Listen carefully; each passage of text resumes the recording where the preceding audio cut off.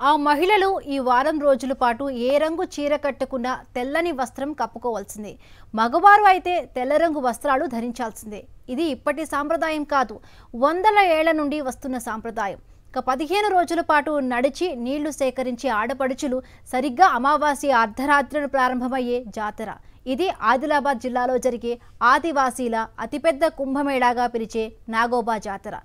ప్రత్యేకతలు ఎక్కడైనా పండుగ మొదలైన రోజునే అత్యంత ప్రాముఖ్యతగా భావిస్తారు. కానీ నాగోబా జాతరలో అలా కాదు. చివరి రోజు జరిగే ప్రజా దర్బారే అత్యంత కీలకం.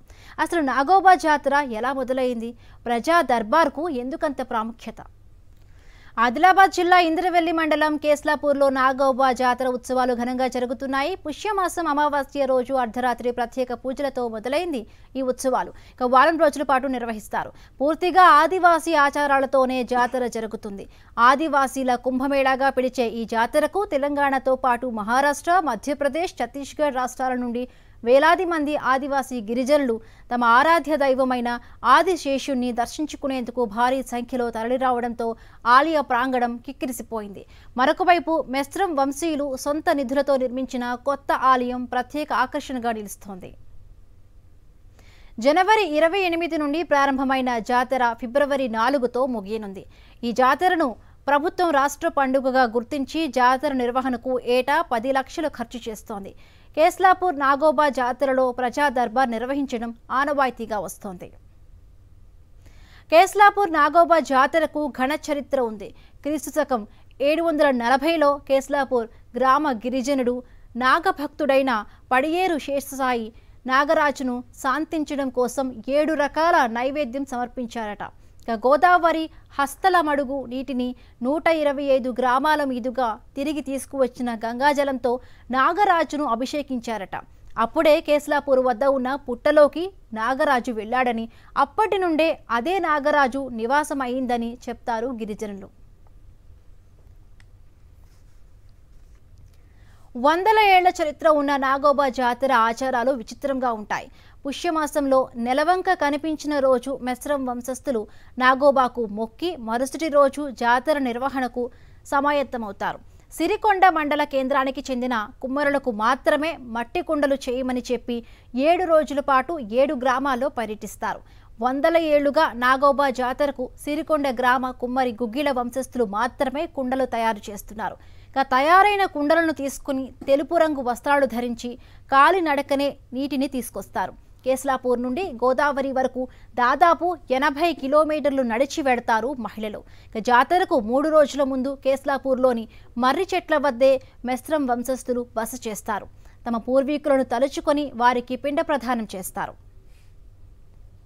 ఆ కుండలు 22 తెగలకు మా పటేల్ ఆధ్వర్యంలో పంచి ఆ కుండ నీళ్ళతోటి మర్రి చెట్టు నుంచి కోనేరు నుంచి నీళ్లు సేకరించి పుట్ట తయారు చేస్తారు.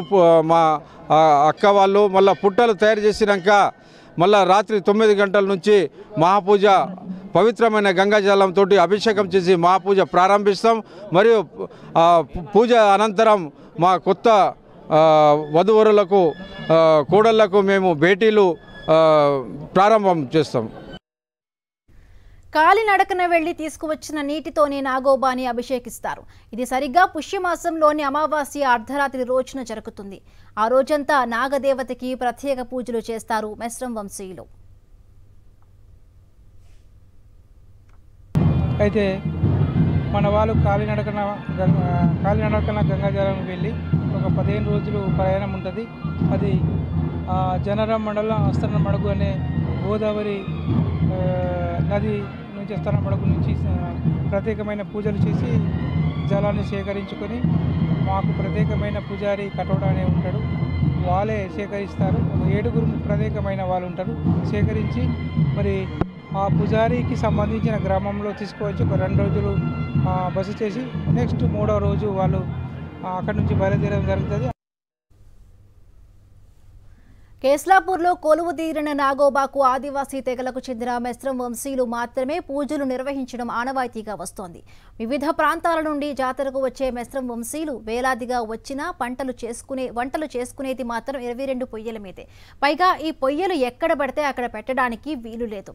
ఆలయ ప్రాంగణంలో ఏర్పాటు చేసిన గోవాడ లోపలే పెట్టి వంటలు చేస్తారు. గోవాడ అంటే ఏదో కాదు, ప్రహరీ గోడ అని అర్థం.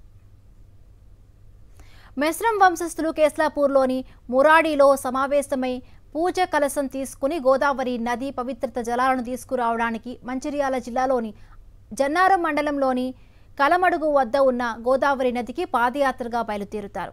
ఇక పవిత్ర జలాల కోసం బయలుదేరే ప్రతి ఒక్క గిరిజనులు నియమ నిష్ఠలతో ఉంటారు. ఇక ఊరి పొలిమేరలలో మాత్రమే బస చేస్తారు.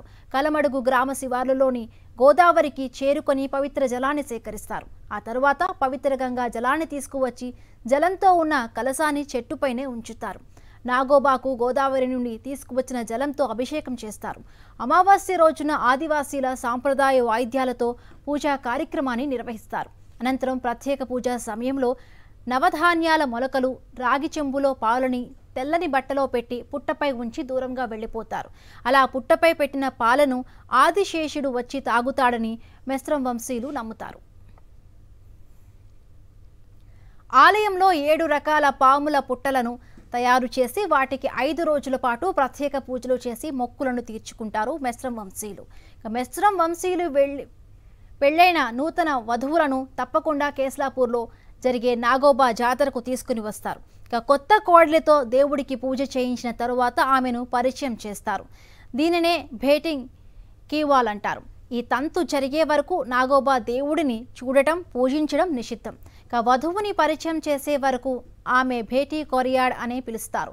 నాగోబా జాతరకు వచ్చిన కొత్త కోడళ్లు 2 చొప్పున జతలుగా ఏర్పడి ముఖం కనిపించకుండా తెల్లని వస్త్రాలతో ముసుగు ధరించే ఉంటారు.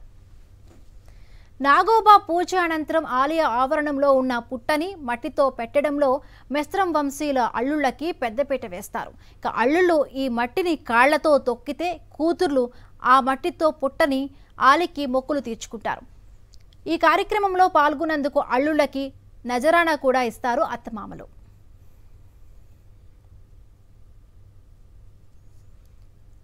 నాగోబా జాతరలో అతి ముఖ్యమైనదిగా భావించే ప్రజా దర్బార్కు పెద్ద చరిత్రే ఉంది. 8 దశాబ్దాల కిందట మారుమూల గ్రామాలకు ఎలాంటి సౌకర్యాలు ఉండేవి కాదు. నాగరికులు అంటేనే ఆదివాసీలు భయపడేవారు. అప్పుడే జంగల్ జమీన్పై అధికారం కోసం సాయుధ పోరాటం చేసి కొమరం భీం అమరుడయ్యాడు. అప్పుడు ఈ ప్రాంతంలో నిజాం పాలన ఉండేది. ఈ ఘటనతో ఉలిక్కిపడ్డ నిజాం సర్కార్ గిరిజన ప్రాంతాల పరిస్థితులను, ఆదివాసీల స్థితిగతులపై అధ్యయనం చేసి నివేదిక సమర్పించేందుకు శాస్త్రవేత్త ప్రొఫెసర్ హైమెన్ డార్ఫ్ ఆదిలాబాద్ జిల్లాకు పంపింది. జిల్లాకు వచ్చిన ఆయన దృష్టి కేస్లాపూర్ జాతరపై పడింది. అక్కడకు అందరూ వస్తారని, అక్కడే సమస్యలు తెలుసుకుంటే మంచిదని భావించారట. అలా 1942లో మొదటి దర్బార్ ప్రారంభించగా అప్పటి నుండి ప్రతి ఏటా కొనసాగుతూ వస్తోంది. ఈ దర్బార్లో పాల్గొనేందుకు కలెక్టర్లు, ప్రజాప్రతినిధులు, తెగల నాయకులు, గిరిజన పెద్దలు, అధికారులు హాజరవుతారు. ఆదివాసీల సమస్యలను తెలుసుకొని అక్కడే పరిష్కరిస్తారు. అందుకే ఈ దర్బార్ చాలా ప్రత్యేకం. ఈసారి ఎన్నికల కోడ్ ఉండడంతో నాగోబా దర్బార్ ఆదివాసీలను నిరుత్సాహపరిచింది. ప్రజా దర్బార్కు ఆదిలాబాద్ జిల్లా కలెక్టర్ రాజర్షీషా, జిల్లా ఎస్పీ గౌస్ అలం, ఉట్నూరు ఐటీడీఏ ప్రాజెక్టు అధికారి ఖుష్బూ గుప్తా పాల్గొన్నారు. ఇక జాతరకు వచ్చిన మంత్రి సీతక్క, ఎమ్మెల్యే వెడ్మా బొజ్జని మెస్రం వంశీయులు సాంప్రదాయబద్ధంగా ఆహ్వానించి నాగోబాకు ప్రత్యేక పూజను చేయించారు. వారం రోజుల పాటు అంగరంగ వైభవంగా నిర్వహించే ఈ జాతరలో ఇసుకేస్తే రాలనంత మంది గిరిజనులు వస్తారు. వారం రోజుల పాటు ఆలయ ప్రాంగణంలోని బస చేసే మెస్రం వంశస్థులు 8వ రోజు ఆలయం నుంచి వెళ్లిపోవడంతో జాతర ఉత్సవాలు ముగిశాయని ప్రకటిస్తారు.